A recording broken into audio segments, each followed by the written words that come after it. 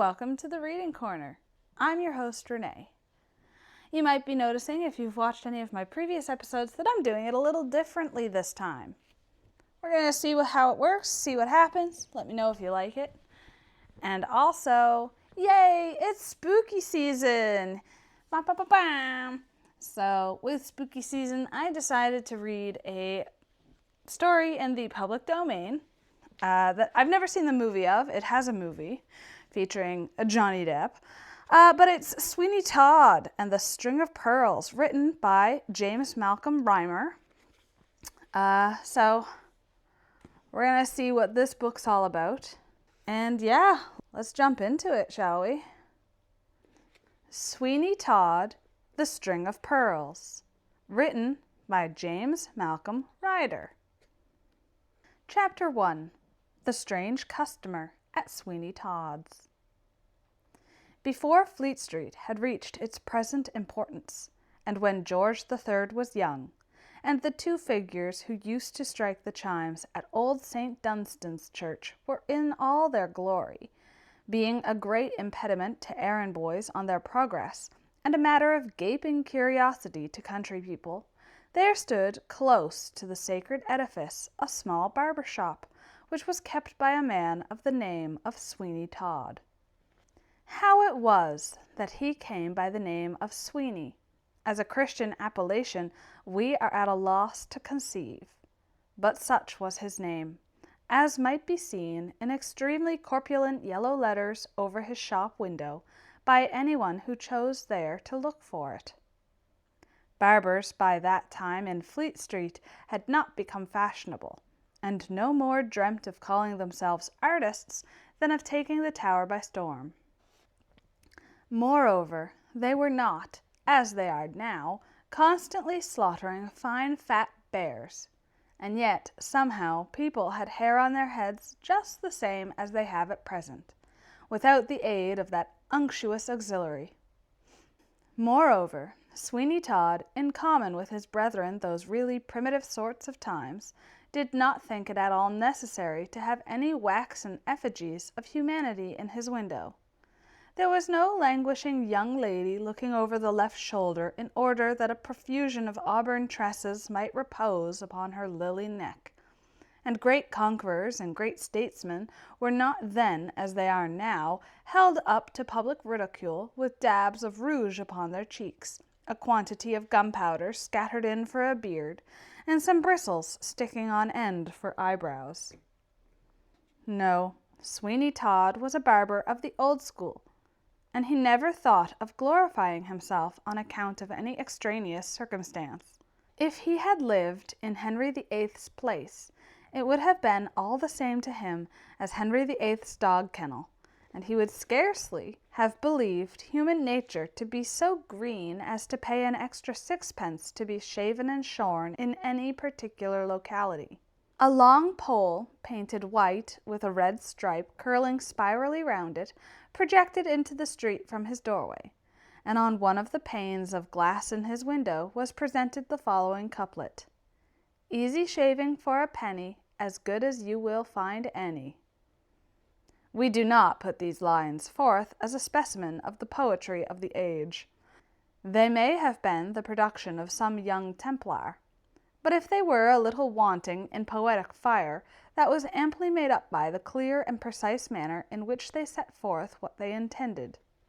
The barber himself was a long, low-jointed, ill-put-together sort of fellow, with an immense mouth, and such huge hands and feet that he was, in his way, quite a natural curiosity. And what was more wonderful, considering his trade, there never was seen such a head of hair as Sweeny Todd's. We know not what to compare it to. Probably it came nearest to what one might suppose to be the appearance of a thick-set hedge, in which a small quantity of small wire had got entangled. In truth, it was a most terrific head of hair, and as Sweeny Todd kept all his combs in it, some people said his scissors likewise, when he put his head out of the shop door to see what sort of weather it was, he might have been mistaken for an Indian warrior with a very remarkable headdress.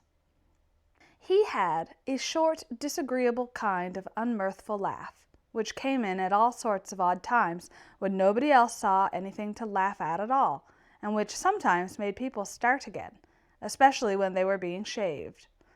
And Sweeny Todd would stop short in that operation to indulge in one of those cachinatory effusions. It was evident that the remembrance of some very strange and out-of-the-way joke must occasionally flit across him, and then he gave his hyena-like laugh, but it was so short, so sudden, striking upon the ear for a moment and then gone, that people have been known to look up to the ceiling and on the floor and all round them, to know from whence it had come, scarcely supposing it possible that it proceeded from mortal lips. Mr. Todd squinted a little, to add to his charms, and so we think that by this time the reader may, in his mind's eye, see the individual whom we wish to present to him. Some thought him a careless enough, harmless fellow, with not much sense in him, and at times they almost considered he was a little cracked, but there were others who shook their heads when they spoke of him, and while they could say nothing to his prejudice, except that they certainly considered he was odd, yet when they came to consider what a great crime and misdemeanor it really is in this world to be odd, we shall not be surprised at the ill odor in which Sweeny Todd was held. But for all that he did a most thriving business, and was considered by his neighbors to be a very well-to-do sort of man, and decidedly, in city phraseology, warm. It was so handy for the young students in the Temple to pop over to Sweeny Todd's to get their chins new rasped, so that from morning to night he drove a good business, and was evidently a thriving man. There was only one thing that seemed in any way to detract from the great prudence of Sweeny Todd's character, and that was that he rented a large house, of which he occupied nothing but the shop and parlor, leaving the upper part entirely useless, and obstinately refusing to let it on any terms whatever. Such was the state of things, A.D. 1785, as regarded Sweeny Todd. The day is drawing to a close, and a small drizzling kind of rain is falling, so that there are not many passengers in the street, and Sweeny Todd is sitting in his shop, looking keenly in the face of a boy who stands in an attitude of trembling subjugation before him. "You will remember," said Sweeny Todd, and he gave his countenance a most horrible twist as he spoke.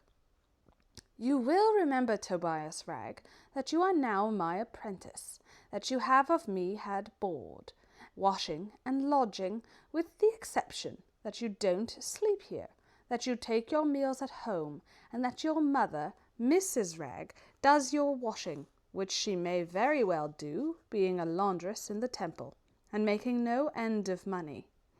As for lodging, you lodge here, you know, very comfortably in the shop all day. Now, are you not a happy dog?" "Yes, sir," said the boy timidly. "You will acquire a first-rate profession, quite as good as the law, which your mother tells me she would have put you to, only that a little weakness of the headpiece unqualified you. And now, Tobias, listen to me and treasure up every word I say." "Yes, sir." "I'll cut your throat from ear to ear if you repeat one word of what passes in this shop, or dare to make any supposition, or to draw any conclusions from anything you may see or hear, or fancy you see or hear. Now you understand me. I'll cut your throat from ear to ear. Do you understand me?" "Yes, sir. I won't say nothin'. I wish, sir, as I may be made into veal pies at Lovett's in Bell Yard, if I much say a word." Sweeny Todd rose from his seat, and opening his huge mouth, he looked at the boy for a minute or two in silence, as if he fully intended swallowing him, but had not quite made up his mind where to begin. "Very good," at length he said. "I am satisfied. I am quite satisfied. And mark me, the shop, and the shop only, is your place." "Yes, sir." "And if any customer gives you a penny, you can keep it, so that if you get enough of them, you will become a rich man. Only I will take care of them for you, and when I think you want them, I will let you have them. Run out and see what's o'clock by St. Dunstan's." There was a small crowd collected opposite the church, for the figures were about to strike 6:15, and among that crowd was one man who gazed with as much curiosity as anybody at the exhibition. "Now for it," he said. "They are going to begin. Well, that is ingenious. Look at that fellow lifting up his club, and down it comes, bang upon the old bell." The 3/4 were struck by the figures, and then the people who had loitered to see it done, many of whom had day by day looked at the same exhibition for years past, walked away, with the exception of the man who seemed so deeply interested. He remained, and crouching at his feet was a noble-looking dog, who looked likewise up at the figures, and who, observing his master's attention to be closely fixed upon them, endeavored to show as great an appearance of interest as he possibly could. "What do you think of that, Hector?" said the man. The dog gave a short, low whine, and then his master proceeded. "There is a barber shop opposite, so before I go any further, as I have got to see the ladies, although it's on a very melancholy errand, for I have got to tell them that poor Mark in Jestry is no more, and heaven knows what poor Joanna will say. I think I should know her by this description of her, poor fellow. It grieves me to think how he used to talk about her in the long night watches, when all was still, and not a breath of air touched a curl upon his cheek. I could almost think I saw her sometimes, as he used to tell me of her soft beaming eyes, her little gentle pouting lips, and the dimples that played about her mouth. Well, well, it's of no use grieving. He is dead and gone, poor fellow, and the salt water washes over as brave a heart as ever beat. His sweetheart, Joanna, though, shall have the string of pearls for all that, and if she cannot be Mark and Jestry's wife in this world, she shall be rich and happy, poor young thing, while she stays in it, that is to say, as happy as she can be, and she might just look forward to meeting him aloft, where there are no squalls or tempests. And so I'll go and get shaved at once." He crossed the road towards Sweeny Todd's shop, and stepping down the low doorway, he stood face to face with the odd-looking barber. The dog gave a low growl and sniffed the air. "Why, Hector," said his master, "what's the matter? Down, sir, down." "I have a mortal fear of dogs," said Sweeny Todd. "Would you mind him, sir, sitting outside the door and waiting for you, if it's all the same?" "Only look at him. He is going to fly at me." "Then you are the first person he ever touched without provocation," said the man. "But I suppose he don't like your looks, and I must confess I ain't much surprised at that. I've seen a few rum-looking guys in my time, but hang me if I ever saw such a figurehead as yours. What the devil noise was that?" "It was only me," said Sweeny Todd. "I laughed." "Laughed? Do you call that a laugh? I suppose you caught it off somebody who died of it. If that's your way of laughing, I beg you won't do it any more." "Stop the dog! Stop the dog! I can't have dogs running into my back parlour." "Here, Hector, here!" cried his master. "You get out." Most unwillingly, the dog left the shop and crouched down close to the outer door, which the barber took care to close, muttering something about a draught of air coming in, and then, turning to the apprentice boy, who was screwed up in a corner, he said, "Tobias, my lad, go to Leadenhall Street and bring a small bag of the thick biscuits from Mr. Peterson's. Say they are for me. Now, sir, I suppose you'll want to be shaved, and it is well you have come here, for there ain't a shaving shop, although I say it, in the city of London that ever thinks of polishing anybody off as I do." "I tell you what it is, Master Barber, if you come that laugh again, I will get up and go. I don't like it, and there's an end of it." Very good, said Sweeny Todd as he mixed up a lather. Who are you? Where did you come from? And where are you going? That's cool at all events. Damn it, what do you mean by putting the brush in my mouth? Now don't laugh, and since you are so fond of asking questions, just answer me one. Oh yes, of course. What is it, sir? Do you know a Mr. Oakley who lives somewhere in London and is a spectacle maker? Yes, to be sure I do. John Oakley, the spectacle maker in Fore Street. And he has got a daughter named Joanna, that the young bloods call the flower of Fore Street. Ah, poor thing, do they? Now, confound you, what are you laughing at now? What do you mean by it? Didn't you say, ah, poor thing? Just turn your head a little on one side. That will do. You have been to sea, sir? Yes, I have, and have only now lately come up the river from an Indian voyage. Indeed. Where can my strop be? I had it this minute. I must have laid it down somewhere. What an odd thing that I can't see it. It's very extraordinary. What can have become of it? Oh, I recollect. I took it into the parlour. Sit still, sir. I shall not be gone a moment. Sit still, sir, if you please. By the by, you can amuse yourself with the courier, sir, for a moment.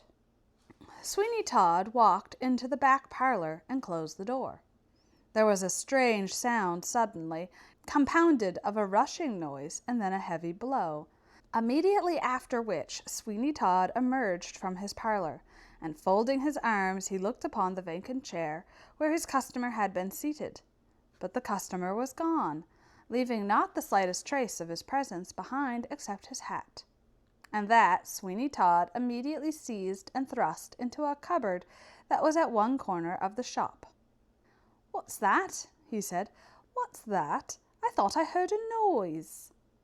The door was slowly opened, and Tobias made his appearance, saying, "If you please, sir, I forgot the money and have run all the way back from St. Paul's churchyard."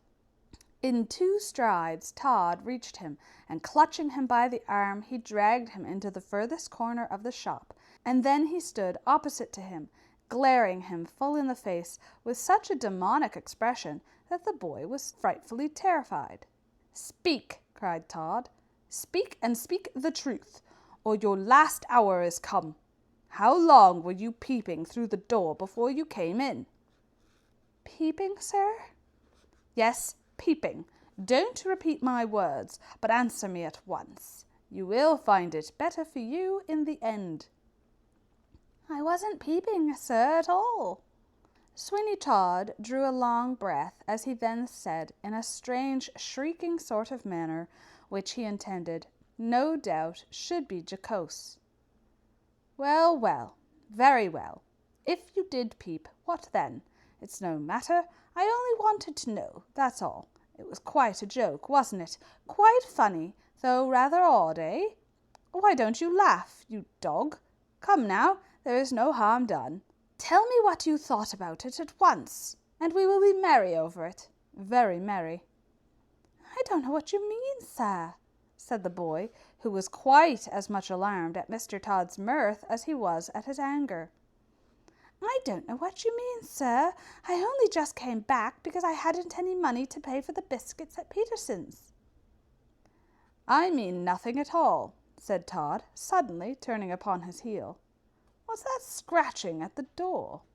Tobias opened the shop door, and there stood the dog, who looked wistfully round the place and then gave a howl which seriously alarmed the barber. "It's the gentleman's dog, sir," said Tobias. "It's the gentleman's dog, sir, that was looking at old St. Dunstan's clock and came in here to be shaved. It's funny, ain't it, sir, that the dog didn't go away with his master?" "Why don't you laugh if it's funny? Turn out the dog, Tobias. We'll have no dogs here. I hate the sight of them. Turn him out. Turn him out." "I would, sir, in a minute, but I'm afraid he wouldn't let me somehow.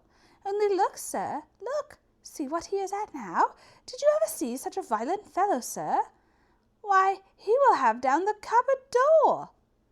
"Stop him! Stop him! The devil is in that animal! Stop him, I say!" The dog was certainly getting the door open, when Sweeny Todd rushed forward to stop him. But that he was soon admonished of the danger of doing, for the dog gave him a grip of the leg, which made him give such a howl that he precipitately retreated and left the animal to do its pleasure. This consisted in forcing open the cupboard door and seizing upon the hat which Sweeny Todd had thrust therein, and dashing out of the shop with it in triumph. "The devil's in the beast," muttered Todd. "He's off. Tobias, you said you saw the man who owned that fiend of a cur looking at St. Dunstan's church." "Yes, sir, I did see him there. If you recollect, you sent me to see the time, and the figures were just going to strike 6:15, and before I came away, I heard him say that Mark in Jestry was dead, and that Joanna should have the string of pearls. Then I came in, and then, if you recollect, sir, he came in. The odd thing, you know, to me, sir, is that he didn't take his dog with him, because, you know, sir—" "Because what?" shouted Todd. "Because people generally do take their dogs with them, you know, sir, and may I be made into one of Lovett's pies if I don't?" "Hush! Someone comes. It's old Mr. Grant from the Temple. How do you do, Mr. Grant? Glad to see you looking so well, sir.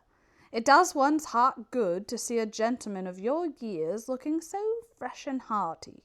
Sit down, sir, a little this way, if you please. Shaved, I suppose?" "Yes, Todd, yes. Any news?" "No, sir, nothing stirring. Everything very quiet, sir, except the high wind. They say it blew the king's hat off yesterday, sir, and he borrowed Lord North's. Trade is dull too, sir. I suppose people won't come out to be cleaned and dressed in a mistling rain. We haven't had anybody in the shop for an hour and a half." "Laura, sir," said Tobias, "you forget the seafaring gentleman with the dog, you know, sir." "Ah, so I do," said Todd.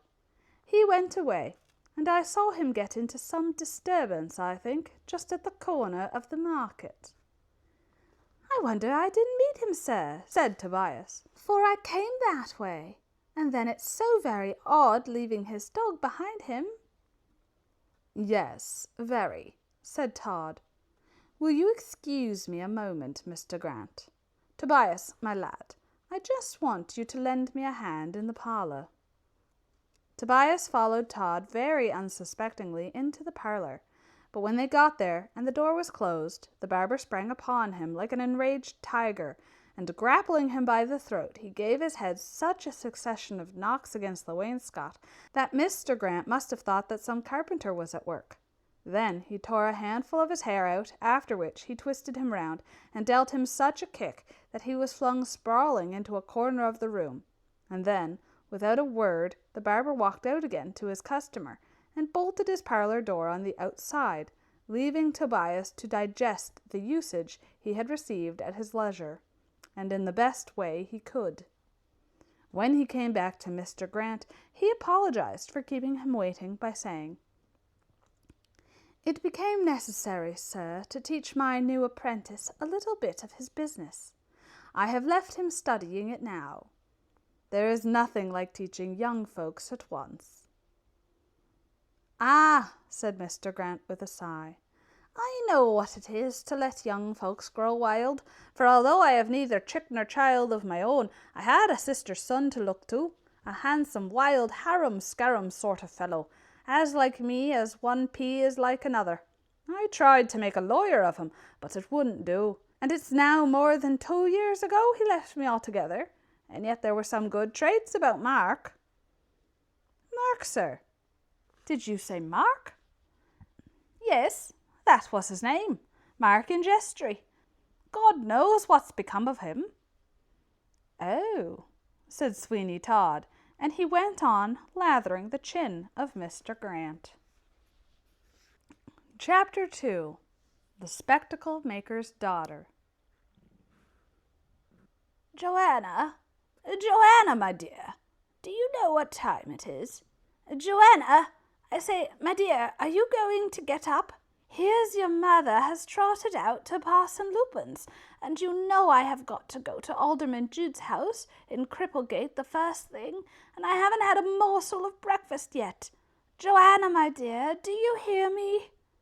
These observations were made by Mr. Oakley, the spectacle maker, at the door of his daughter Joanna's chamber, on the morning after the events we have just recorded at Sweeny Todd's. And presently a soft, sweet voice answered him, saying, "I am coming, father, I am coming. In a moment, father, I shall be down." "Don't hurry yourself, my darling. I can wait."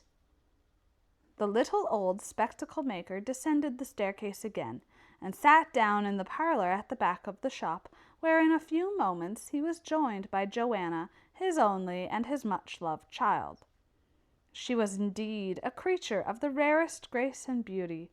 Her age was 18, but she looked rather younger, and upon her face she had that sweetness and intelligence of expression which almost bids defiance to the march of time. Her hair was of a glossy blackness, and what was rare in conjunction with such a feature, her eyes were of a deep and heavenly blue. There was nothing of the commanding or of the severe style of beauty about her, but the expression of her face was all grace and sweetness.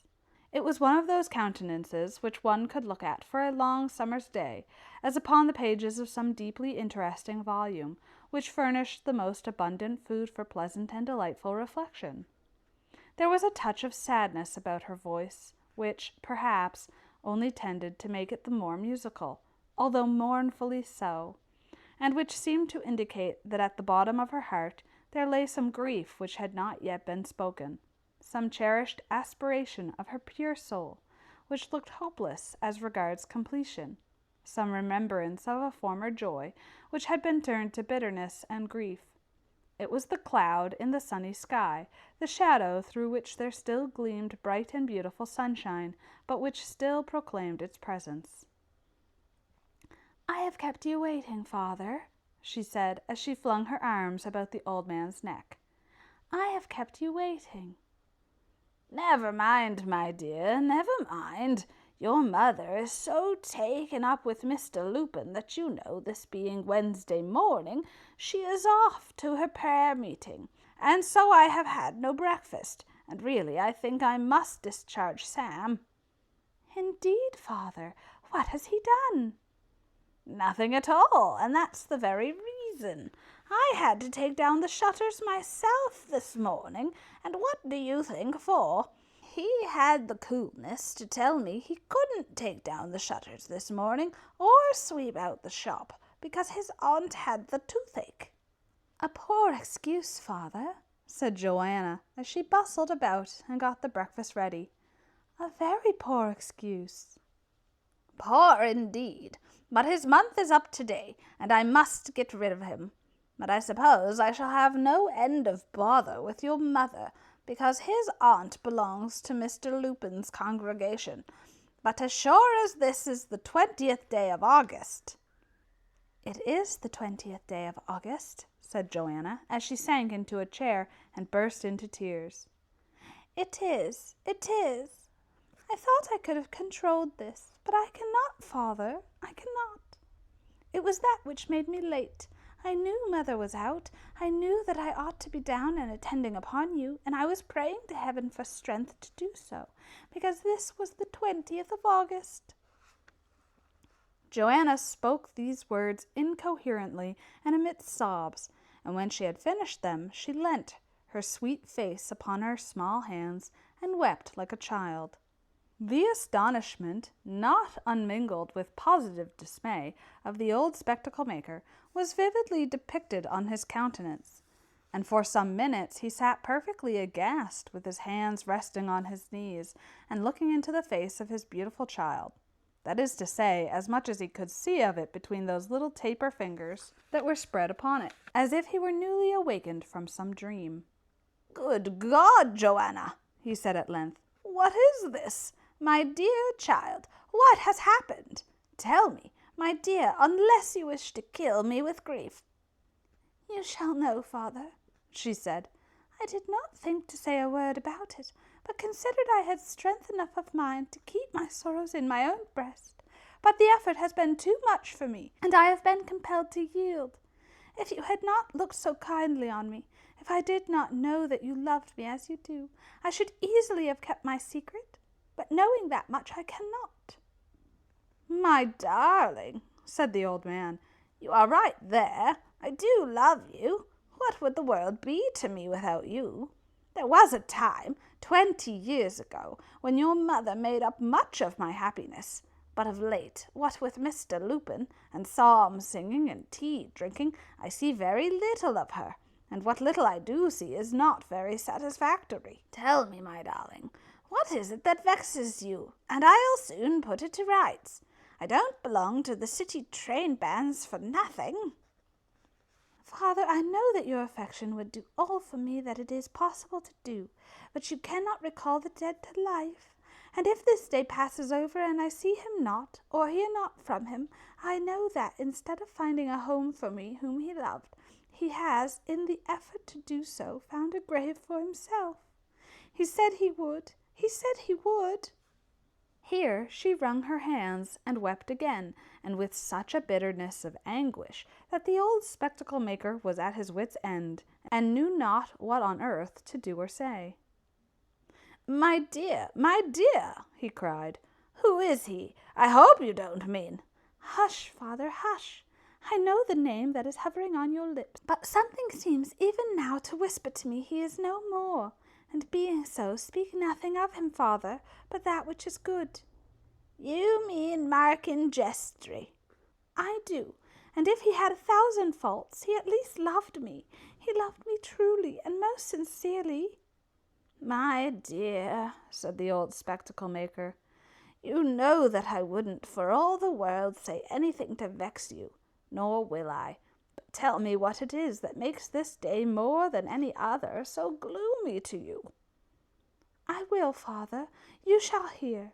It was on this day 2 years ago that we last met. It was in the Temple Garden, and he had just had a stormy interview with his uncle, Mr. Grant. And you will understand, father, that Markin Jestry was not to blame because—" Well, well, my dear, you needn't say anything more upon that point. Girls very seldom admit their lovers are to blame, but there are 2 ways, you know, Joanna, of telling a story." "Yes, but father, why should Mr. Grant seek to force him to the study of a profession he so much disliked?" "My dear, one would have thought that if Markin Jestry really loved you, and found that he might make you his wife, and acquire an honourable subsistence for you and himself, it seems a very wonderful thing to me that he did not do so.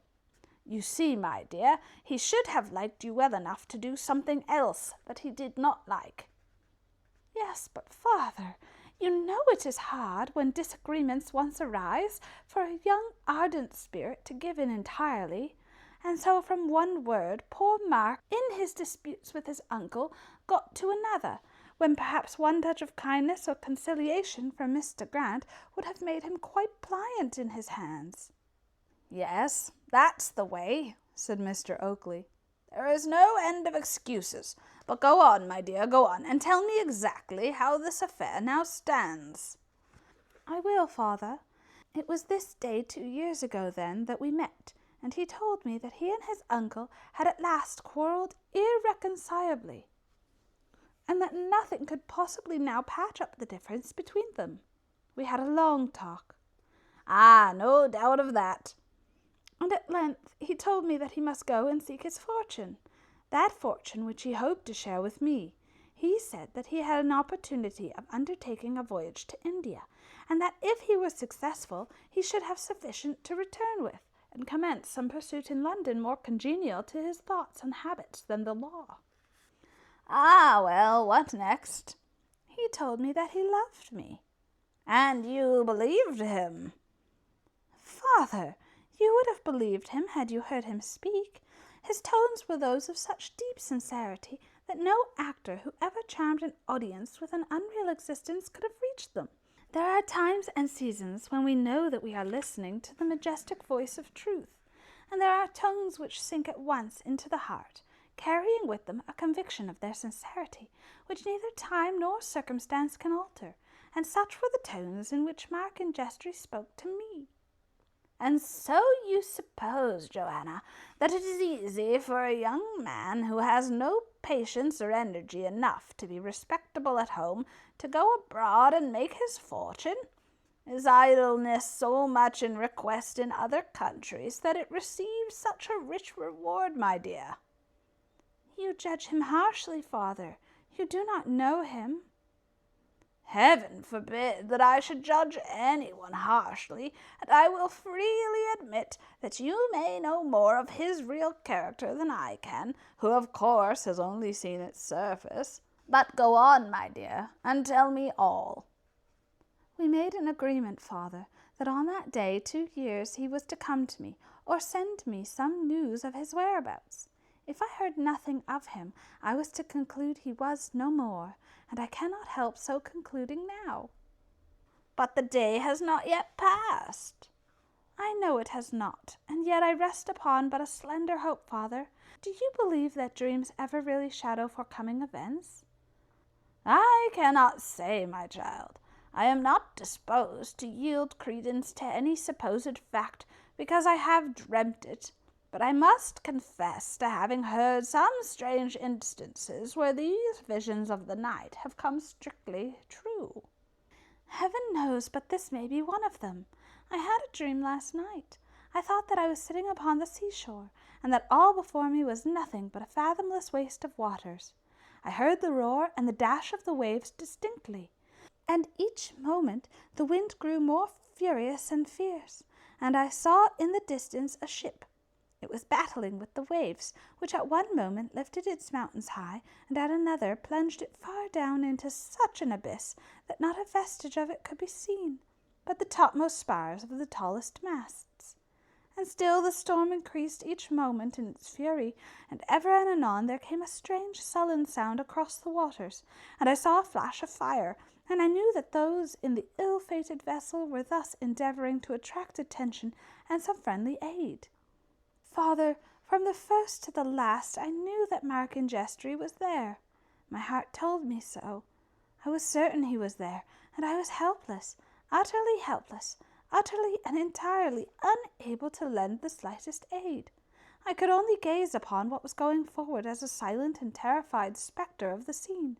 And at last I heard a cry come over the deep, a strange, loud, wailing cry, which proclaimed to me the fate of the vessel.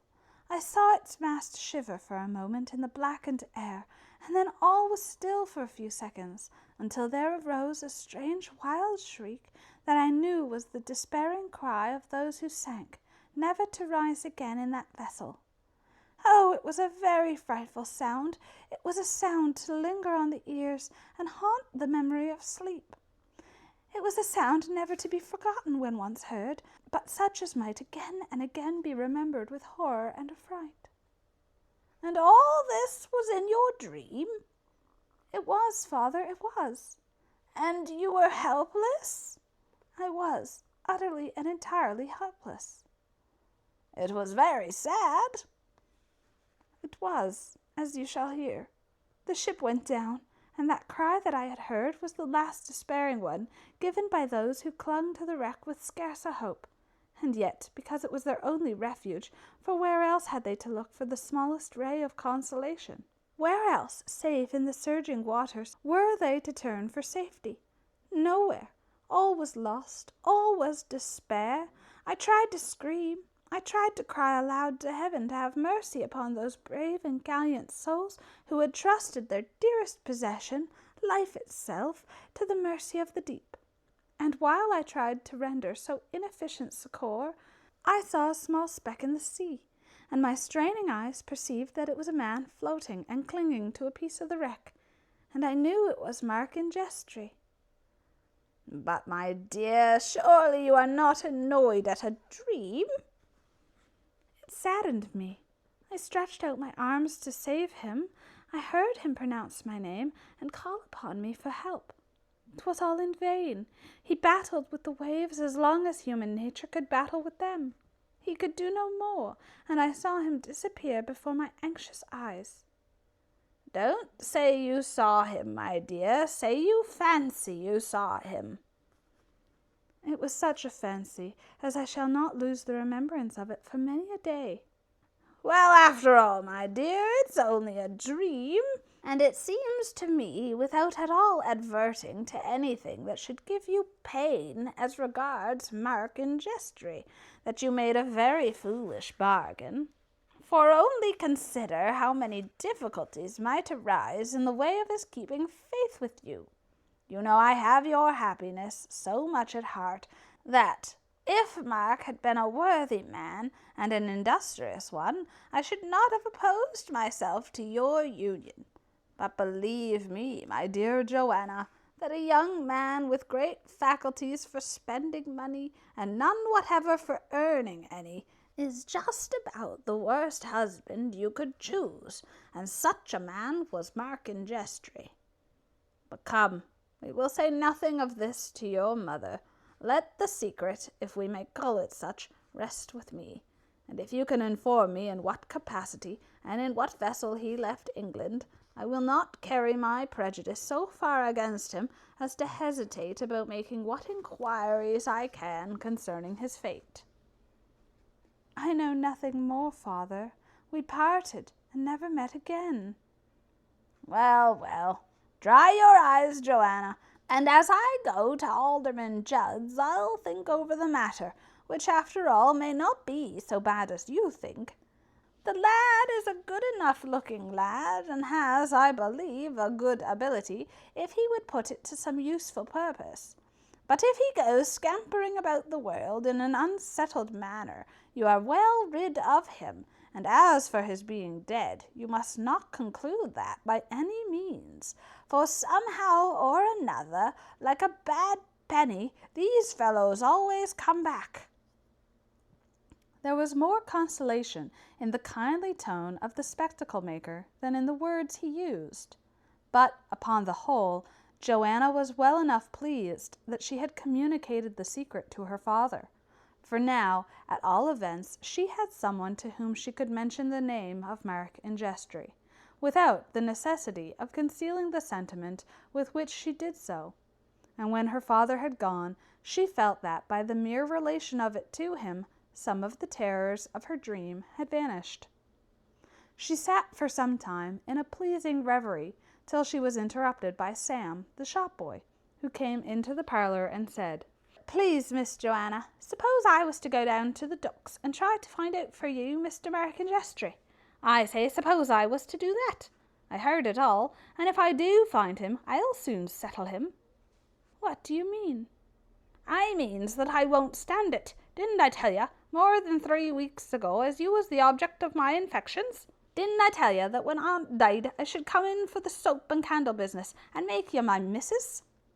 The only reply which Joanna gave to this was to rise and leave the room, for her heart was too full of grief and sad speculation to enable her to do now as she had often been in the habit of doing, viz., laugh at Sam's protestations of affection. So he was left to chew the cud of sweet and bitter fancy by himself. "1,000 damns!" said he, when he entered the shop. "I always suspected there was some other fella, and now I know it, I'm ready to gnaw my head off that I ever consented to come here. Confound him! I hope he is at the bottom of the sea and eaten up by this time. Oh, I should like to smash everybody. If I had my way now, I'd just walk into society at large, as they call it, and let it know what 1, 2, 3 slaps in the eye is, and down it would go."